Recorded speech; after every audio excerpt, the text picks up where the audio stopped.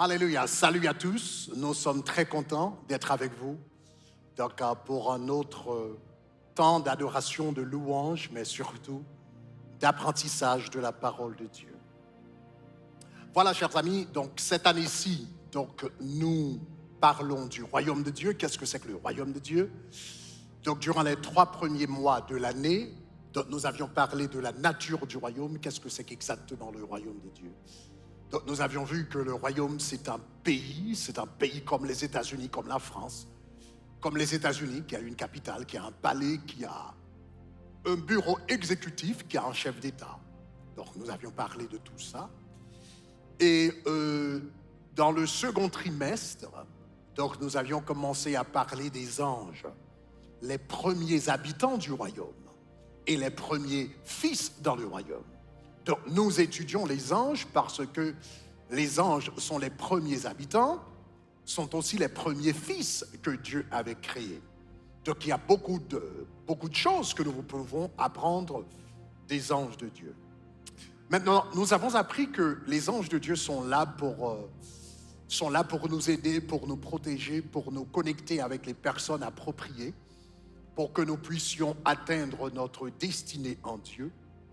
Donc, nous avions appris tout ça. Maintenant, ces anges, l'une de leurs responsabilités majeures, c'est de nous communiquer les messages de Dieu. Mais avant de répondre à la question comment comprendre les messages que les anges de Dieu nous transmettent, j'aimerais prendre le temps de répondre à une question fondamentale. Au fait, c'est une question que je me suis posée pendant des années. Et la question c'est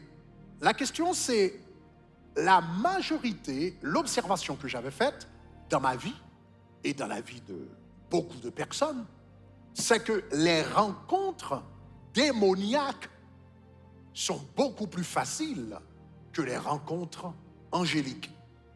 Donc,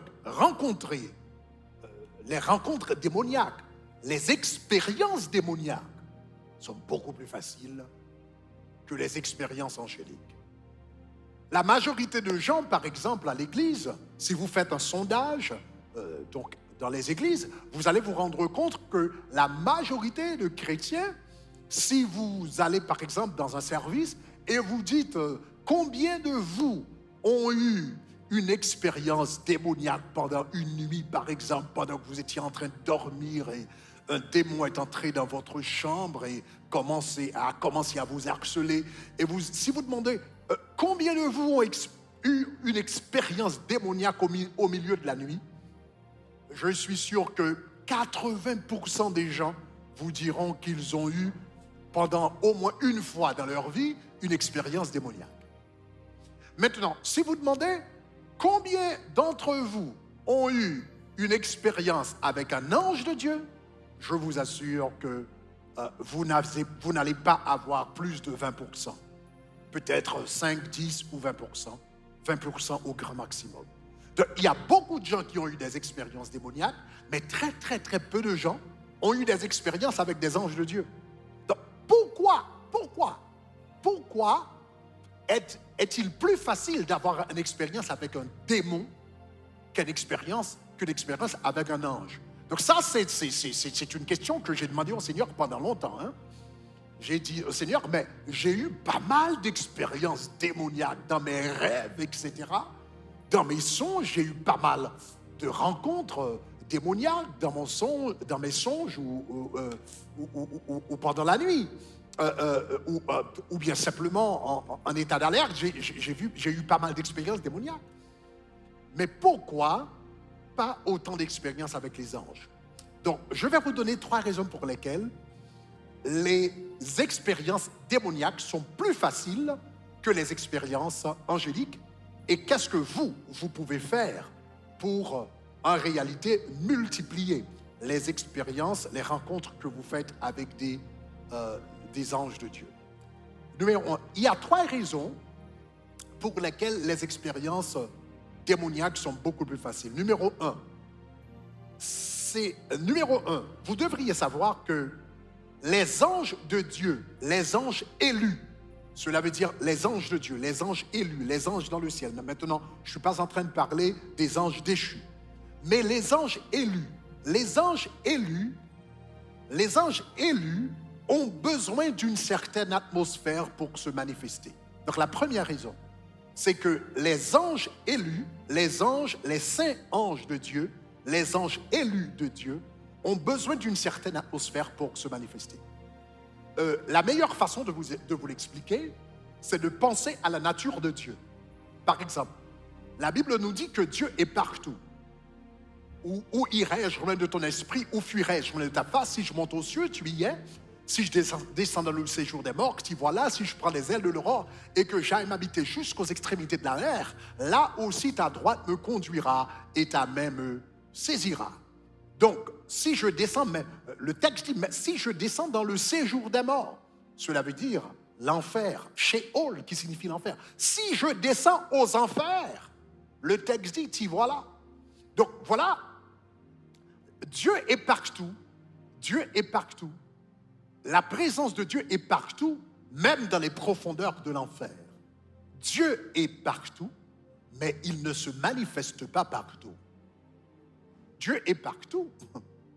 Dieu est partout, mais ne se manifeste pas partout. Il est omniprésent, il est partout. Mais sa gloire ne se manifeste pas partout. La présence de Dieu, dans les profondeurs de l'enfer, il y a la présence de Dieu. Dieu sait ce qui s'y passe, mais il ne manifeste pas sa gloire là-bas. Donc, pourquoi? Parce que pour que Dieu puisse se manifester, cela requiert une certaine atmosphère. Cela requiert la sainteté. Dieu manifeste sa présence là où il y a la sainteté, là où il y a l'adoration, là où il y a la prière, là où il y a des gens qui veulent de sa présence.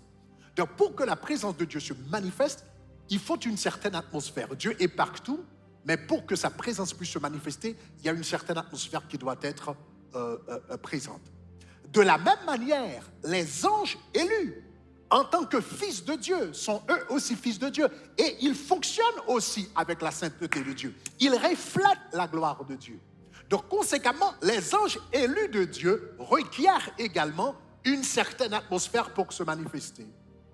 Donc, les anges de Dieu, vous vous rappelez de l'expérience de Moïse. La Bible dit que Moïse faisait paître le troupeau de Jéthro, son beau-père sacrificateur à Madian, pendant qu'il était dans le désert. Et soudainement, la Bible dit que l'ange de Dieu s'est présenté devant lui. Il a vu un buisson ardent qui était en feu, mais qui ne se consumait point.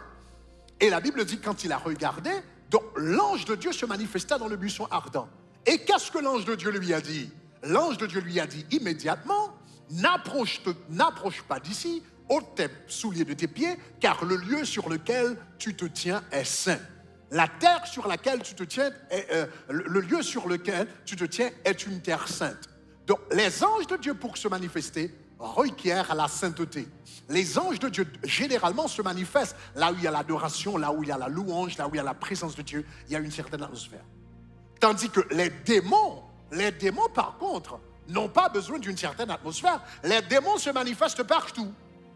Donc, c'est beaucoup plus facile de rencontrer un démon que de rencontrer un ange, parce qu'un ange va demander une certaine atmosphère. Et pourquoi l'ange de Dieu requiert-il une certaine atmosphère avant de se manifester? Parce que quand un ange de Dieu se manifeste, la sainteté de Dieu se manifeste aussi. Parce que l'ange transporte la sainteté de Dieu. L'ange qui se tient dans la présence de Dieu, la Bible dit, quand il était venu parler à Marie, la Bible dit, il rayonnait de gloire. La Bible dit, il rayonnait de la gloire de Dieu. L'ange transporte la gloire de Dieu. Un ange transporte la gloire de Dieu, transporte la sainteté de Dieu. Donc, quand cet ange se manifeste dans le monde physique, donc, s'il y a le péché dans l'environnement, s'il y a l'iniquité dans l'environnement, quand la sainteté de Dieu, quand la sainteté de Dieu rencontre l'iniquité de l'homme, cela produit le jugement. Quand la sainteté de Dieu voit l'iniquité de l'homme, cela produit le jugement.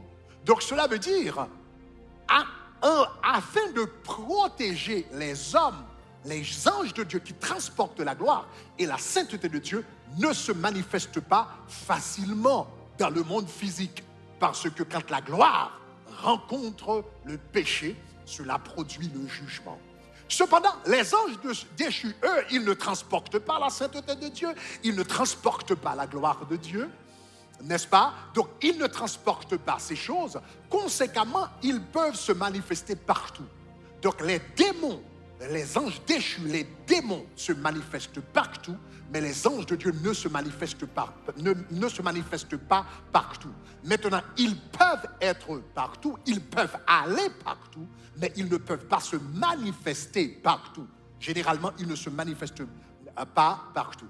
Donc, la première raison pour laquelle il y a beaucoup plus de rencontres démoniaques que de rencontres angéliques, c'est parce que les démons sont libres de se manifester partout, parce qu'ils ne demandent pas une certaine atmosphère, mais les démons peuvent se manifester, mais les anges de Dieu requièrent une certaine atmosphère pour se manifester.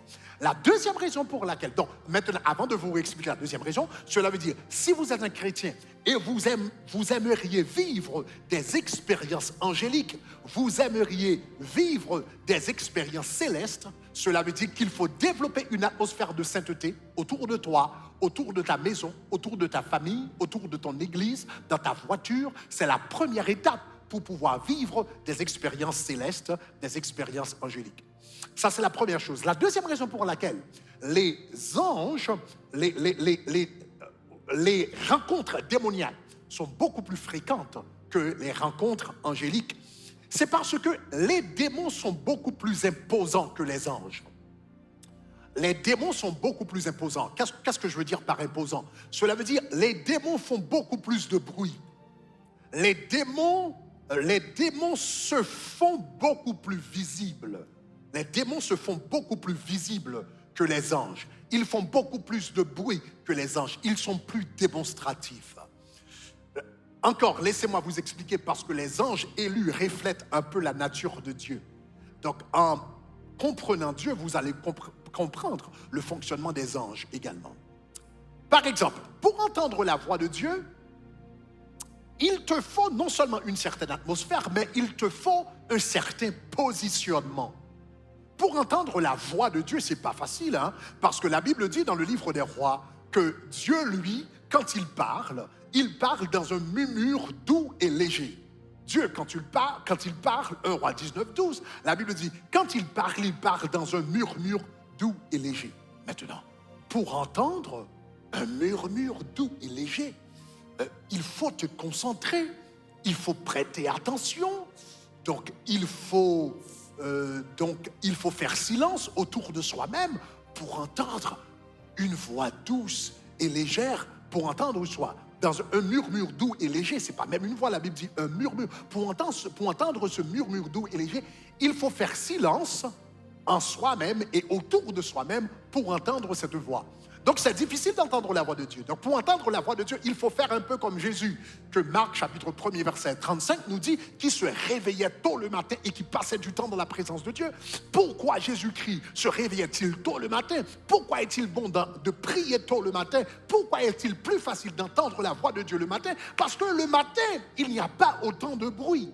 Il n'y a pas autant de bruit autour de toi et il n'y a pas autant de bruit à l'intérieur de toi. Tu t'es à peine réveillé, donc tu n'as pas encore commencé à penser à des choses, tu n'as pas des soucis à l'esprit, etc. Donc tu as le silence en toi et autour de toi, et conséquemment, c'est beaucoup plus facile d'entendre la voix de Dieu le matin.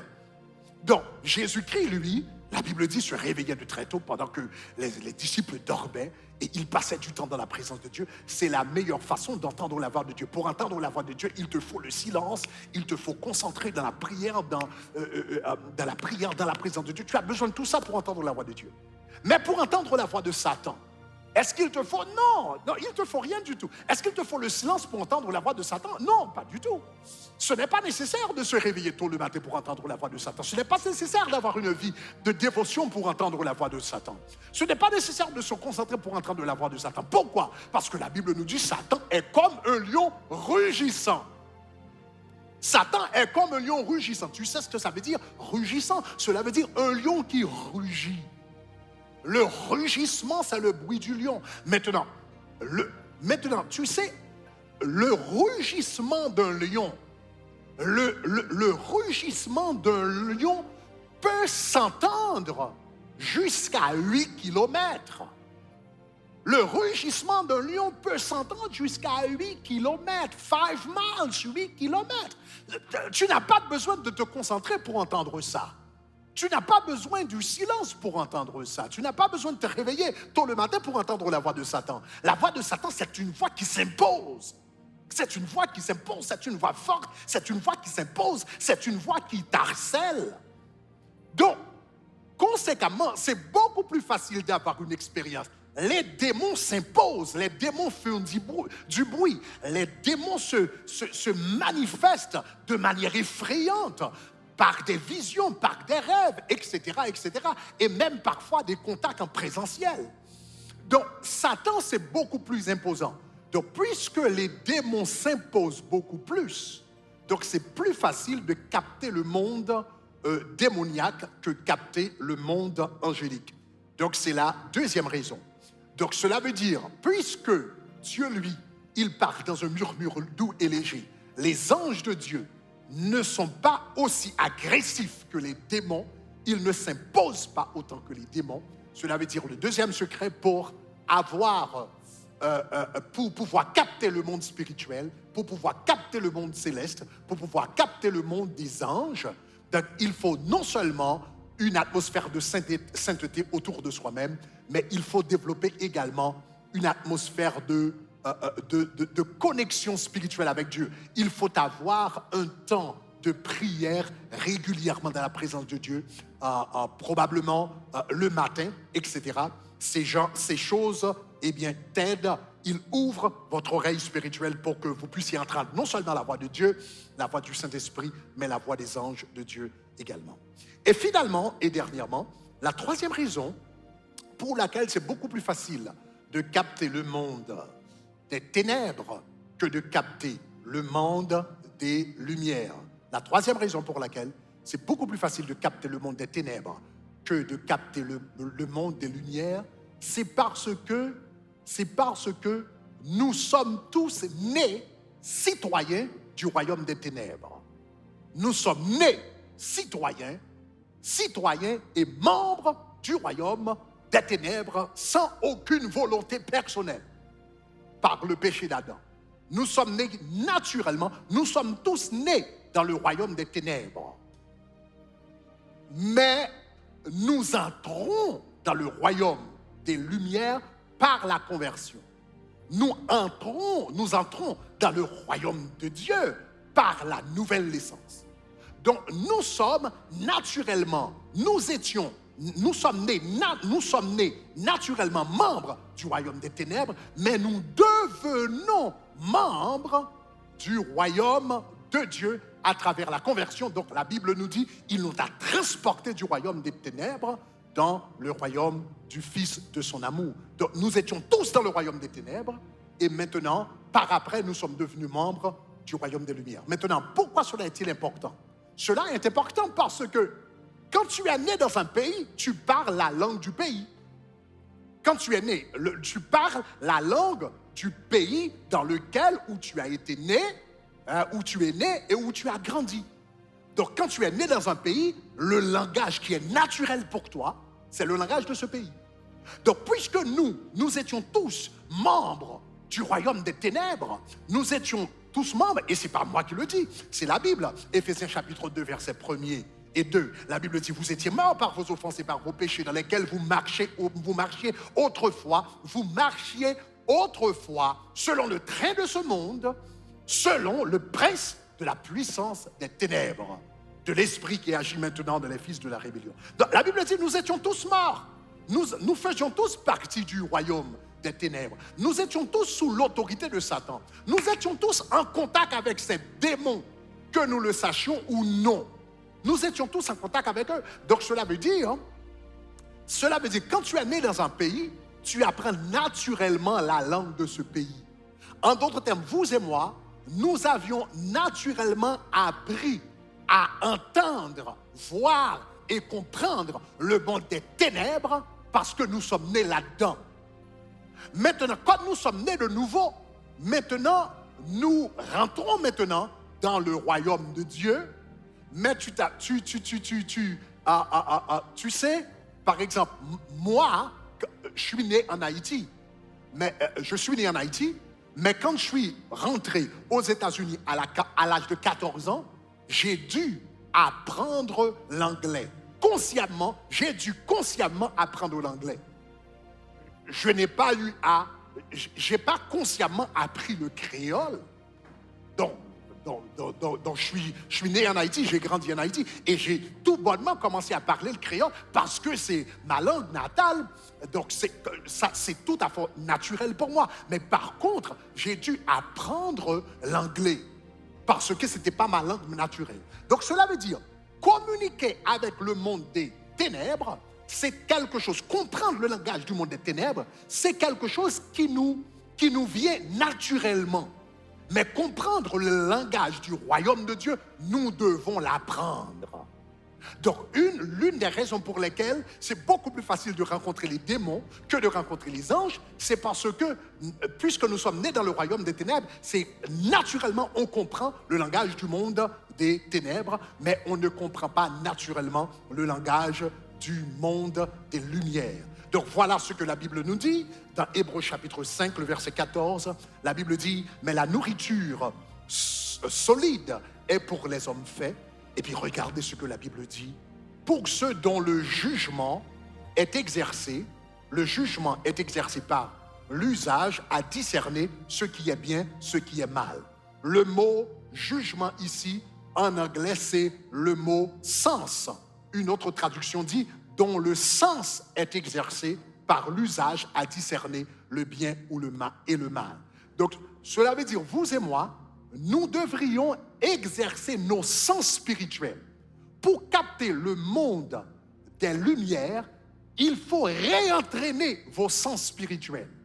Réentraîner les yeux spirituels, réentraîner les oreilles spirituelles, réentraîner notre intuition pour pouvoir capter le monde spirituel. Et c'est précisément ce qu'on va faire ce mois-ci. Ce mois-ci, nous allons apprendre, nous allons entraîner nos sens spirituels pour pouvoir entendre la voix de Dieu, la voix du Saint-Esprit et la voix de ses messagers angéliques, ses anges. Que Dieu vous bénisse abondamment. Soyez bénis au nom de Jésus.